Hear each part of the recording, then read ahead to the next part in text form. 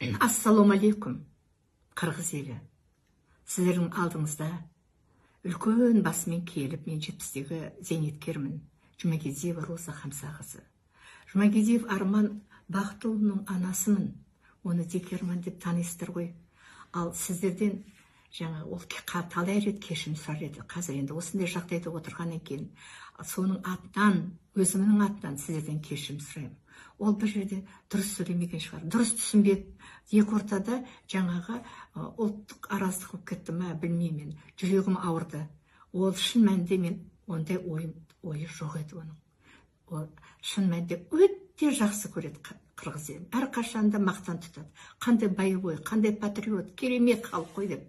Әрқашанда. Сол енді Алланың бұйрығы шығар.